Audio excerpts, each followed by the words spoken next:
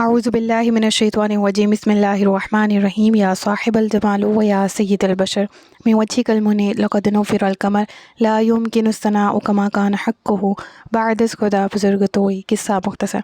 जज़ल्लाहु अन्ना सय्यदना व मौलाना मुहम्मदन सल्लल्लाहु अलैहि व आलिहि वसल्लम व हुवा अहलु या रब्बि लकल हम्दु कमा यंबग़ी लिजलालि वजहिका व अज़ीमि सुल्तानिक रब्बि इश्रह ली सदरी व यस्सिर ली अमरी वहलुल उक़दतम मिन लिसानी यफ़क़हू क़ौली रब्बि ज़िदनी इल्मा रब्बि ज़िदनी इल्मा रब्बि ज़िदनी इल्मा।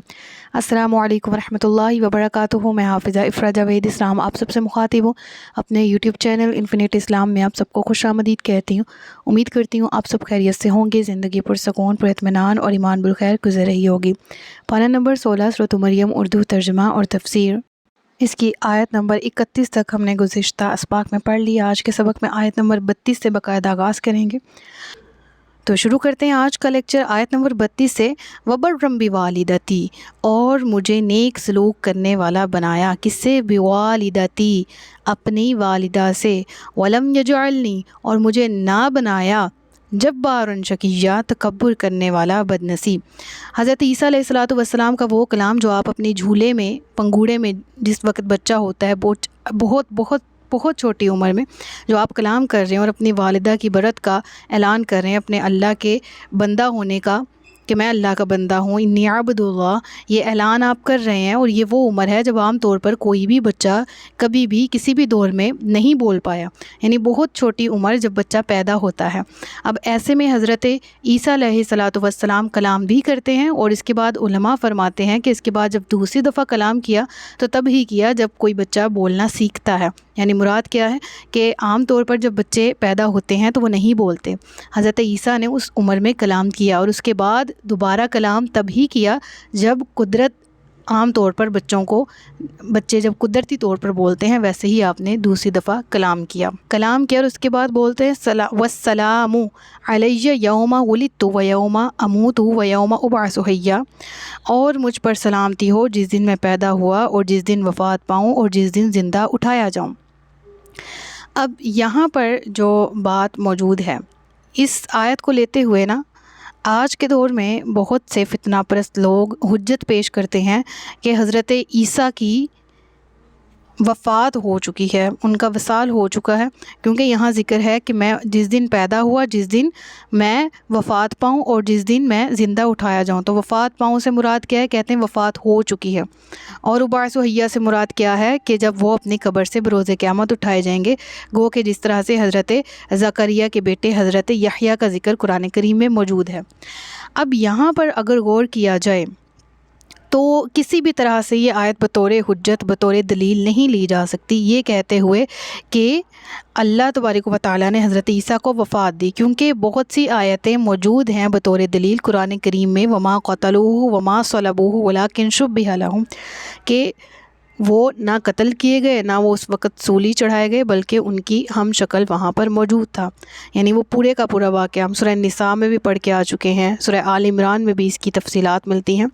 और मैं आपसे ये कहना चाहती हूँ कि सूरह आल इमरान, सूरह निसा और सूरह मरियम, इन तीनों सूरतों की और कुरान करीम में जहाँ भी बतौर हुज्जत ये वाक़या मज़कूर है, उनकी आयात लेकर मैं उन तमाम पे मबनी एक मज़मून, एक मुदल्लिल, एक डिटेल्ड लेक्चर बनाऊंगी और उस लेक्चर में हर एस्पेक्ट पे बात होगी कि आया कौन सा फ़िरका क्या दलील पेश करता है हज़रत ईसा अलैहिस्सलातु वस्सलाम के फ़ौत होने के बारे में जो मुसलमानों में मौजूद हैं, और कौन सा ऐसा फ़िरका, ईसाईयत के कितने फ़िरके हैं और उन तमाम के दरमियान कितने इख्तलाफात मौजूद हैं हज़रत मसीह को लेकर।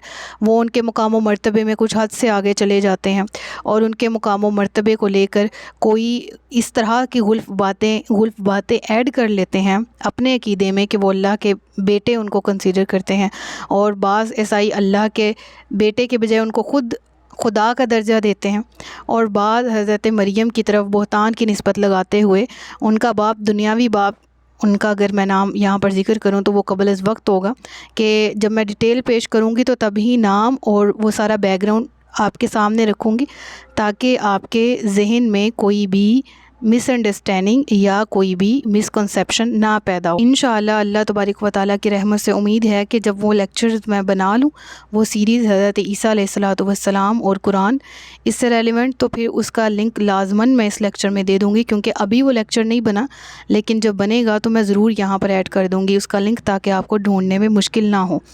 تو اس میں یہ ہوگا کہ جتنے رکوع ہم اب تک پڑھ کے آ چکے ہیں، جتنی آیات، ان سب کو ایک جگہ پر اکٹھا کریں گے اور ساری ہسٹری، سارے بیک گراؤنڈ کو سامنے رکھ کے قرآن کریم کی آیات سے مدلل جوابات نکالیں گے اور اپنے عقیدے کی حفاظت کی کوشش اور دیگر عقائد اور ان میں پیدا ہونے والی مسکنسیپشن کے بارے میں پڑھیں گے۔ اس کے بعد آگے پڑھتے ہیں ذالک عیسی ابن مریم، یہ عیسیٰ مریم کا بیٹا، سچی بات جس میں یہ شک کر رہے ہیں۔ اللہ کے لیے لائق نہیں کہ وہ کسی کو اپنا بیٹا بنائے، وہ پاک ہے۔ جب وہ کسی کام کا فیصلہ فرماتا ہے تو اس سے صرف یہ فرماتا ہے ہو جا، تو وہ فوراً ہو جاتا ہے۔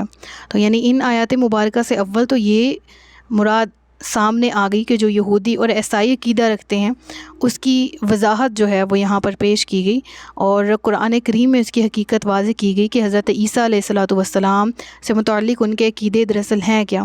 یہودی تو معاذ اللہ عز و جل حضرت عیسیٰ علیہ السلام کو جادوگر، والد الزنا کہتے ہیں، استغفر اللہ، اور عیسائی حضرت عیسیٰ علیہ السلام کو خدا کا بیٹا کہتے ہیں، جبکہ حقیقت یہ ہے کہ اللہ تبارک و تعالیٰ ان تمام شرکوں سے پاک ہے جو اس کی طرف منسوب کیے جاتے ہیں، اور حضرت عیسیٰ علیہ السلام حضرت مریم رضی اللہ تعالیٰ عنہ کے بیٹے ہیں اور اللہ عز و جل کے برگزیدہ نبی اور بندے ہیں، جیسا کہ گزشتہ آیات میں ہم نے پڑھ لیا، بیان ہوا۔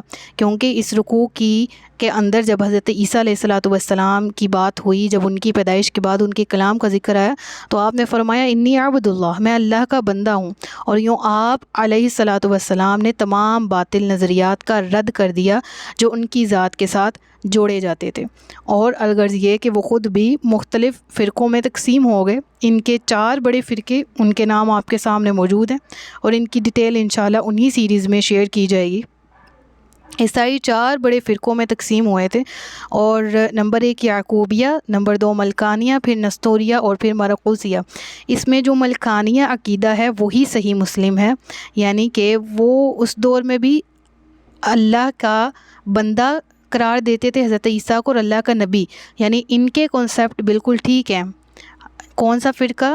ملکانیہ۔ ان کے کنسیپٹ بالکل وہی ہیں جو حضرت عیسیٰ پیغامات لے کر آئے، جو انجیل میں ان کو عطا کیے گئے۔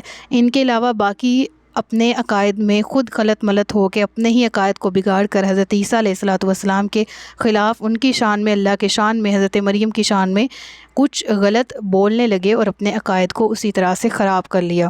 تو ان میں سے ہر ایک حضرت عیسیٰ علیہ السلام کے بارے میں جدا گانہ کفریہ عقیدہ رکھتا تھا، سوائے ملکانیہ کے، ٹھیک ہے۔ اور سورہ نساء کی آیت نمبر 171 میں بھی اس کی ڈیٹیلز ملتی ہیں۔ ایز آئی ٹولڈ کہ میں انشاءاللہ انہی تمام آیات کو جمع کر کے ایک لیکچر بناؤں گی، اور اسی میں تفصیل ساری ہوگی، تو انشاءاللہ اس سے پچھلی آیات، پچھلی صورتیں بھی ہماری ریوائز ہو جائیں گی، اور اس سورہ کو پچھلی صورتوں سے ریلیٹ کر کے ہم پڑھ لیں گے انشاءاللہ۔ عقائد میں درستگی اور کنسیپٹ بھی بہت زیادہ کلیئر ہو جائیں گے۔ اس کے بعد ہم پڑھتے ہیں وَإِنَّ اللَّهَ رَبِّي وَرَبُّكُمْ فَاعْبُدُوهُ، اور عیسیٰ نے کہا بے شک اللہ میرا اور تمہارا رب ہے، تو اس کی عبادت کرو، یہ سیدھا راستہ ہے۔ پھر گروہوں کا آپس میں اختلاف ہو گیا تو کافروں کے لیے خرابی ہے ایک بڑے دن کی حاضری سے۔